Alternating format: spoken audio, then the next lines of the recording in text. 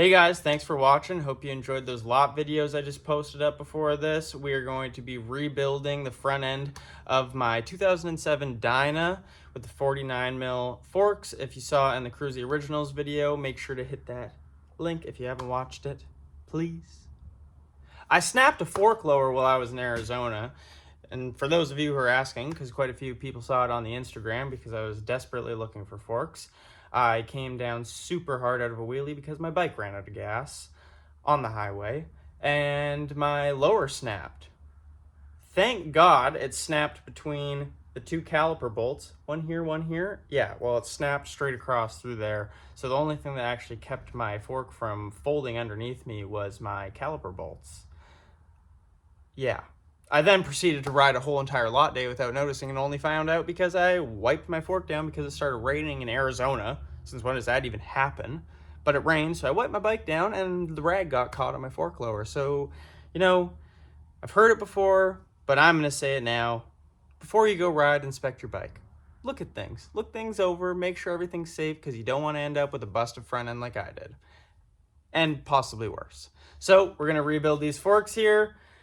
Thank you for watching these videos. Make sure to like and subscribe. I'm just so thankful to be doing what I enjoy doing out here, wrenching on bikes and making content for you guys. So thank you for the support. Let's get to it. So just a quick overview of everything you're going to need. You're going to need an Allen key. I believe this is an 8mm because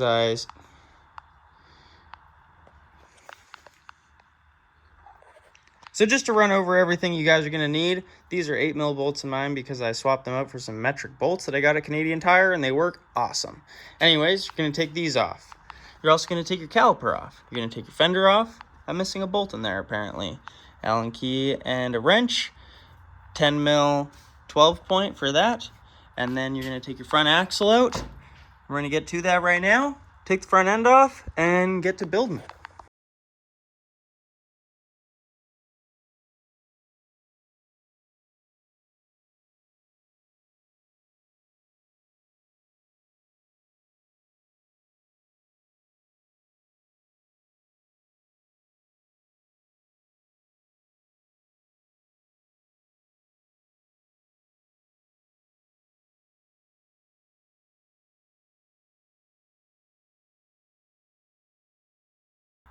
What are we working on, Lila? Working on brum brum. We're working on the brum brum. Yeah. Do you know what we're working on? Yeah. So we're going to start by taking out this bottom bolt. And then you'll be able to drain out all your fork fluid into your oil bucket right here. Give it a bunch of pumps up and down. And then we can start getting the rest of the fork apart.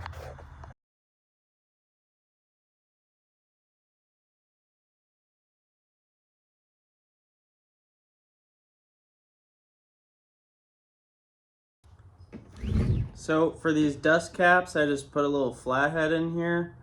I have no idea where my good hammer went, so I'm using a roofing hammer. You can leave all the hate you want in the comments below on the fact that I'm using the wrong tool here, but it's still a hammer.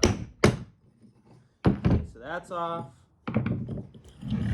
Lila's helping me. Lila, can you hold this? Yeah. Thank you. Of course. Then you're going to take a flathead and you're going to get this top dust seal off. For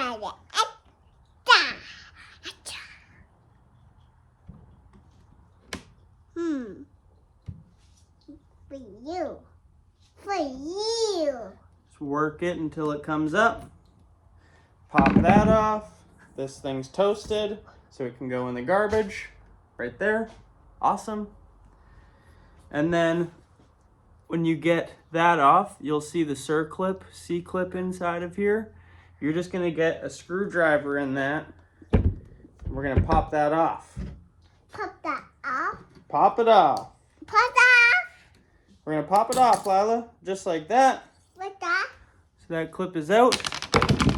And then all you're going to do is you're just going to yank your lower just like that. Like that. It comes apart. Easy. Easy. Easy. So I don't know if you can tell on the video, but these are supposed to be flat, and this is super bent. This is. And I've never even seen that happen, so that's interesting. That is sweaty. Super interesting, Lila. Interesting. And Daddy? It is interesting. Oh.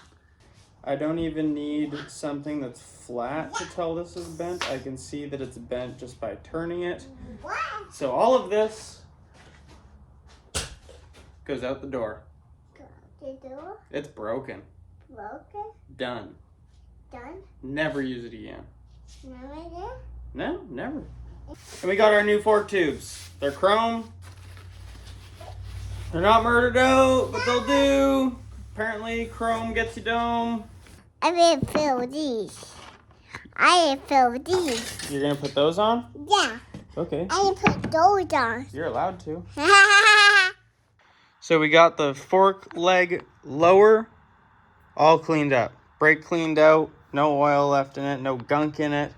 We got the new and used. I need it in pink hair. Maybe. I need it in pink hair.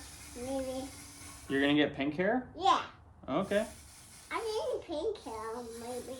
We got the new and used fork tubes, and then we have our Drag Specialties fork rebuild kit. So we are going to get to that right now, and I'm going to show you what order I do all this in, so we can put the fork back together and get back to riding.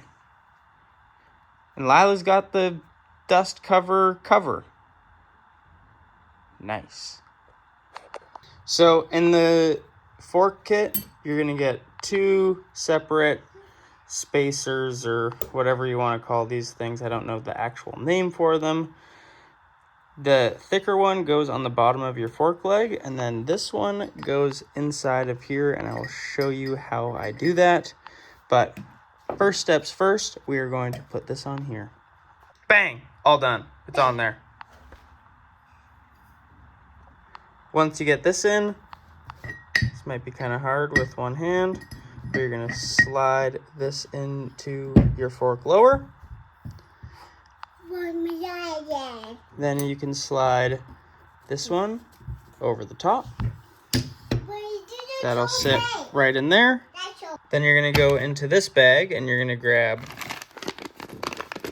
one of the washers, one of the clips, a new bolt, a big crush washer, and then you're going to grab one of each fork seal. So with the skinny spacer in there, I take one of the big washers that comes with it, slide this over the top of the fork, and then if you go on Amazon, these work just fine.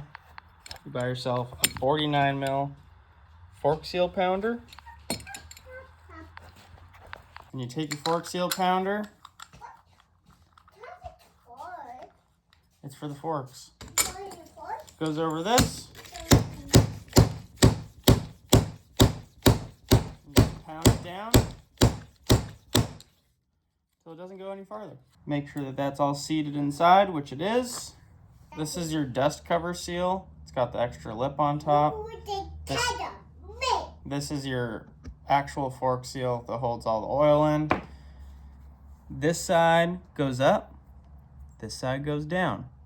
If you put it the wrong way, oil will spurt out, and you'll also blow the seal going in. So we're gonna go with our bell ray. I'm using 15 weight because these are touring fork tubes with internals, so I'm hoping that they're stiff enough that I can run the lighter weight fluid, but total test, see how it feels. If I hate it, I'll pour it out and put some 20 weight in and just kind of mess around with it. Anything's better than what I got. I'm gonna pour a little bit of fork oil into the cap here, just enough that I can dap my finger, kind of prime the seal a little bit here. Now the seal's ready to go on.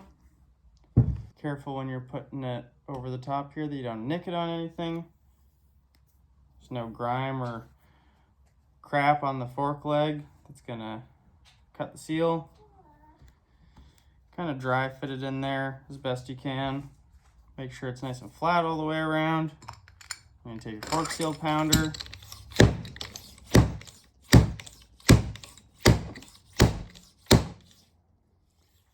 get it in there until there's a groove inside of the fork leg that you can see that this clip clips into. You just need to make sure that seal is underneath that. So we were able to put this clip over, get it in there as best we can with our fingers. And then I take my flathead and I just push it down all the way around. Now your seal and your clip is in there. Your forks can now not come apart. So that is all done. All that? Pretty much, yeah. Pretty much? Then we are going to take our dust shield. Oh. Yeah. Yeah. We got to put the dust shield on. Ah. We're going to lube that up a little bit with some oil. Ah. Yeah. I thought so this one. Or this one. That goes on last. That on the one on that. We're going to put that on. And this one over here. Coax them around a little bit. Hello? They more or less just snap into place. And they're for... Ow. You okay? Yeah. And they're for the most part just protecting your actual oil seal from any grime. So that's all seated back together. That is one fork leg rebuilt. Yay! Yay! You did it! Mm-hmm. And then from there, all you're gonna need to do is take off your top cap, put the correct amount of oil in for your bike, which I believe this is 10.5 fluid ounces from a dry fill, which this would be considered dry fill. Pump it up, get all the air out, and install it back on your bike. The only issue we have is this is the biggest Allen key I've ever seen. So we're gonna figure out how to get that off. Hopefully we have the right Allen key for it. Get the other side done. And that's the end of the video. Say thanks for watching, Lila. Thanks for watching, Lala.